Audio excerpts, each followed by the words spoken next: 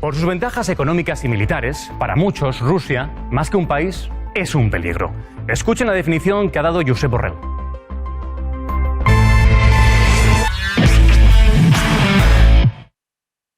Rusia es básicamente hoy una gasolinera y un cuartel.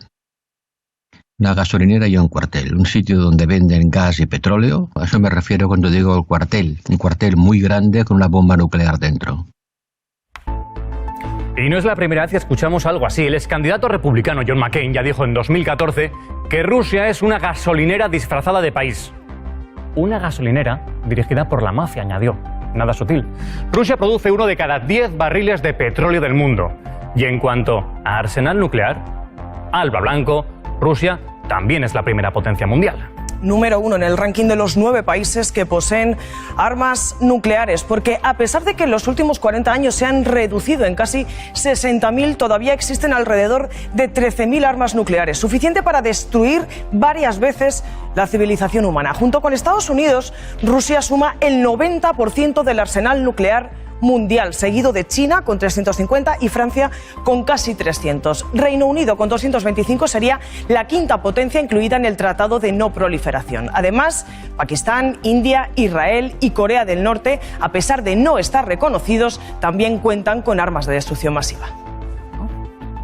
Ante las amenazas de Rusia sobre un ataque nuclear, Francia recordaba a Putin que la OTAN tiene capacidad para responder con el arsenal de 3 de sus países, entre ellos Estados Unidos, que suma más de 5.000 ojivas, cabezas nucleares. Pero aún sumando el potencial de Francia y Reino Unido, Rusia, heredera nuclear de la URSS, conservaría la mayor fuerza del mundo. Unas 6.300 cabezas, 1.600 desplegadas y el resto almacenadas o en proceso de desmantelamiento.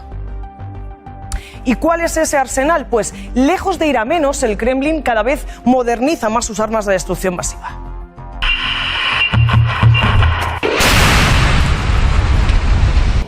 Es junto a China el país más avanzado en misiles hipersónicos. En 2019 probó por primera vez el misil Avangard, capaz de alcanzar 27 veces la velocidad de la luz y transportar ojivas nucleares a más de 6.000 kilómetros. Y también en desarrollo un sumergible nuclear previsto para 2025. Y al margen de los últimos avances, el pasado fin de semana Putin ya hizo gala de su arsenal atómico, adelantando en advertencia a la OTAN esta exhibición anual que suele realizarse en otoño. Desde el centro de operaciones del Kremlin, junto a Lukashenko, supervisó cómo sus fuerzas de disuasión estratégica probaban su amplio arsenal de misiles con capacidad nuclear por tierra, mar y aire. ¿Y qué ofrece Ucrania frente al potencial de esos misiles hipersónicos? Pues si nos fijamos solo en el armamento nuclear, sencillamente nada. Con esta firma, en 1994, Ucrania renunciaba a su gran arsenal atómico que cedió a Rusia a cambio de garantías de seguridad y, atención, el reconocimiento de su soberanía. Un acuerdo que Rusia incumplió primero con Crimea, después con el Donbass y ahora con los últimos ataques. Las autoridades ucranianas se preguntan si de conservar su arsenal nuclear, Rusia hubiera infringido el memorando, porque en este momento el del desmantelamiento de instalaciones nucleares en Ucrania era el tercer país del mundo con más armas atómicas, unas 5.200. ¿Qué les queda? El combustible de Chernóbil, con el que podrían fabricar el relleno. Necesitarían, dicen, entre 5 y 7 años para desarrollar, Joaquín, nuevas armas nucleares.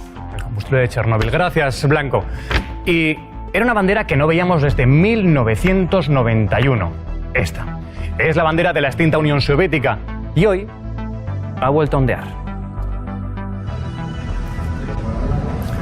Porque 31 años después hay quien en un ejército la luce de nuevo. Ahí la ven en un tanque ruso en territorio ucraniano, concretamente al norte de Crimea. La hoz y el martillo en suelo europeo. Y ese soldado está claro, pero ¿es Putin también un nostálgico de la antigua Unión Soviética? Joe Biden cree que sí, que Putin quiere volver décadas atrás, que el sueño de Putin es este: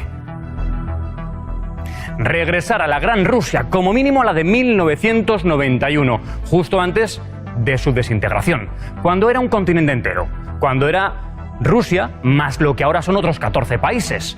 Eran 293 millones de personas que estaban entonces bajo dominio soviético. Y entre todos esos territorios estaba Ucrania. así era la URSS. Pero geopolíticamente, si al final Putin conquista Ucrania, como él quiere, ¿cómo quedaría esa nueva Rusia?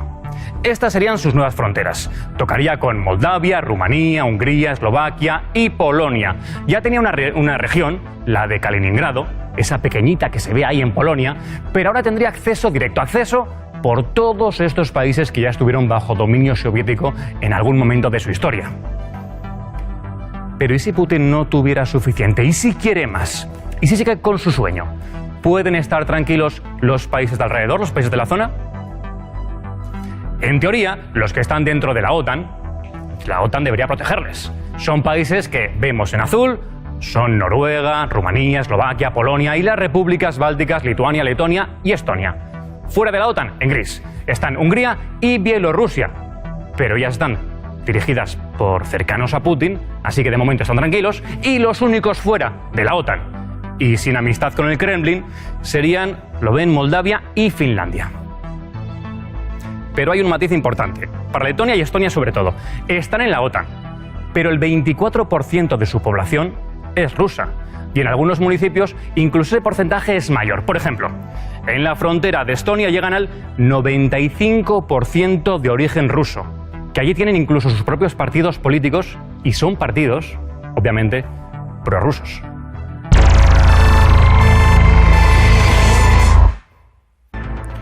Lo hemos visto, tanques por tierra, lo clásico, pero también esta guerra se ha movido en el ciberespacio. Ataques a webs, a redes de comunicación, es lo que llamamos guerra híbrida. La está haciendo Putin y también la va a hacer Biden. El presidente norteamericano se plantea lanzar varios ciberataques masivos contra Rusia. Se ha fijado, por ejemplo, en los ordenadores que controlan ahora mismo la red ferroviaria de Rusia. Soler, esto ya no es un cuerpo a cuerpo entre soldados, esto es algo más. ¿Cómo es una guerra híbrida? Bueno, va más allá de armas y de ejércitos. No existe ni el tiempo, ni el espacio, ni las fronteras. Y lo que se busca es desestabilizar un país. Y para hacerlo hay tres maneras. La primera de ellas es con la desinformación. Grandes campañas de fake news, de noticias falsas, manipuladas, que se diseminan sobre todo en las redes sociales. Y eso al final lo que crea es polémica y crea una sensación de incertidumbre entre los que están consultando esas noticias. Vale, me has dicho tres. Primera, las fake news. Segunda.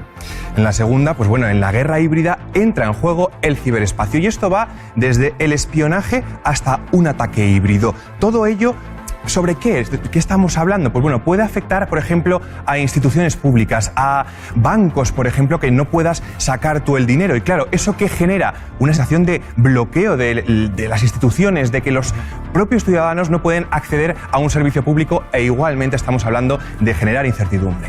Vale. Segundo, estamos todavía con la incertidumbre y nos vamos al tercer motivo, tercera vía para esta guerra híbrida. Esto ya son ataques más directos en los que no forma parte el ejército, pero sí que estamos hablando, por ejemplo, de guerrilleros, de milicias e incluso terrorismos. Aquí ya sí que hablamos de víctimas humanas y además estamos otra vez en lo mismo. Vuelve a generar una sensación de miedo en un estado y en un país. Entiendo que en estos ataques lo que es muy difícil es localizar el origen, de dónde vienen estos ataques. Claro, ya ahí está la clave. Es muy complicado saber quién está detrás, sobre todo porque podemos estar hablando desde un delincuente o a un estado entero. Piensa, Joaquín, que detrás de estos ataques hay ciberarmas, no hay control de estas armas y además, un dato más, un ataque híbrido es mucho más fácil, es mucho más rápido de hacer que invadir un país entero. Y esto está pasando ya. Gracias, Soler. Y este hombre, que van a ver, tiene en sus manos lo que llaman el botón nuclear del dinero. Y es español. Se llama Javier Pérez Tasso. Controla el mayor castigo económico que se podría imponer contra Rusia, que es sacarle del sistema bancario SWIFT. Miren, este es el documento que sale cuando se usa el sistema SWIFT. Sin él, un país no puede ni enviar ni recibir dinero. De momento Rusia sigue en el sistema, pero Estados Unidos y Europa están pensando seriamente en expulsarle. Domínguez, primero, brevemente, ¿qué es esto del sistema SWIFT? Bueno, los expertos nos lo han traducido como el WhatsApp que tienen los bancos. ¿Y qué se dicen los bancos en esos WhatsApp? Pues qué debe una persona, cuánto dinero se mueve en una compraventa. En definitiva, sin el sistema SWIFT, los países no pueden ni comprar ni vender en el exterior ni hacer transacciones financieras. ¿Y qué supondría para Rusia que le expulsaran del sistema SWIFT? Hablabas tú antes de botón nuclear y hay otro experto que nos añade, es el arma de destrucción económica masiva, haría mucho daño económico a Rusia. Hay estudios que hablan de que podría recortar un 5% su PIB, que es mucho, un 5%, y también, por ejemplo, recortar su comercio exterior hasta un 30%. Y si tanto castigaría a Rusia como estamos viendo, ¿por qué aún nadie se ha atrevido a apretar ese botón? Porque es un arma de doble filo. Es verdad que haría pupa económica a Rusia, pero también podría perjudicar a los países que imponen esas sanciones, a Estados Unidos, a Alemania. Sin este sistema no podría comprar el gas, no podría pagar el gas que compra a Rusia, pero también a Francia o Italia. Hay muchas empresas rusas, bancos rusos que deben dinero, por ejemplo, 25.000 millones a Italia o a Francia. Nosotros solo 800 millones y también las empresas occidentales que están en Rusia podrían verse perjudicadas. Vale, pues pongámonos en el caso de que efectivamente expulsan a Rusia de este sistema SWIFT. ¿Qué pasaría? ¿Qué podría hacer Rusia? Bueno, ahora mismo tiene una alternativa, tiene dos alternativas. Una, en Rusia, en 2014, cuando en la anexión de Crimea, a algunos bancos ya se les expulsó de este sistema SWIFT y lo que hizo Rusia es crear un sistema propio para algunos bancos, pero que tiene muy poco alcance. Lo que preocupa, sobre todo a las grandes potencias, es que finalmente vaya a China, llame a la puerta de China, porque China tiene su propio sistema SWIFT, uno chino, y que al final Rusia termine operando con ese sistema de China, y eso preocupa. Y entiendo que además tenemos las criptomonedas, que también esto puede ayudar a desviar un poco las sanciones. Claro, si le echas del sistema SWIFT, se pueden ir a las criptomonedas, que es un sistema que ninguna institución controla, y eso también preocupa. De hecho, en Rusia ya el 12% de todas las criptomonedas mundiales están en Rusia. Cada vez más gente en Rusia, sobre todo grandes fortunas, utilizan las criptomonedas. Y de hecho, el Tesoro de Estados Unidos ha advertido, cuidado con las criptomonedas porque reducen la eficacia de las sanciones que se pueden imponer. De todo esto, no sé si hay algún precedente. ¿Se ha expulsado algún país ya del sistema SWIFT? ¿Ha habido algo anterior a esto? Solo uno. En 2012, Irán, cuando las sanciones, recordarás, europeas por el programa nuclear, se le expulsó y le hizo daño. Porque, por ejemplo, se recortaron un 50% sus exportaciones petroleras y también su comercio exterior. Pero cuidado porque normalmente el sistema SWIFT, que es una cooperativa, es neutral en estos conflictos y solo dice, yo solo expulso a un país si hay una ley que me lo imponga. Bueno, pues vamos a ver qué pasa. Muchas gracias, Domínguez. Pero la clave para que estas sanciones económicas funcionen está en China. Ellos pueden ser el balón de oxígeno para una Rusia asfixiada por las sanciones. Su postura va a ser crucial. Y ya hemos visto algunos atisbos de su posible actuación. Miren lo que ha hecho. Tras saber que las sanciones reducirían el trigo que Rusia vende a Occidente, Pekín casi al momento anunció que ellos se harían cargo y que ellos comprarían a Rusia ese cereal. Y todo apunta a que pueden hacer lo mismo con el gas. De hecho, Putin y Xi ya firmaron en febrero acuerdos para que China importara más gas ruso. Es decir, si Europa no compra, pues China sí. Y otro ejemplo, los chips. Ahora mismo son esenciales para las empresas rusas y esos chips se importaban de Estados Unidos. Pues bien, si Estados Unidos no está, China vuelve a lanzar el salvavidas a Rusia. Proyecta ahora aumentar su producción para abastecerles. China está a dos aguas.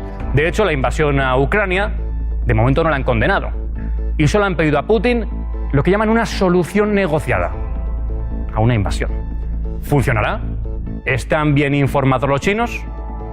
Bueno, según el New York Times, ni siquiera creían que Putin iba a invadir Ucrania. Estados Unidos les advirtió y ellos no le dieron credibilidad. Incluso le filtraron esa información a Putin, que quizás esa información pues él ya la tenía.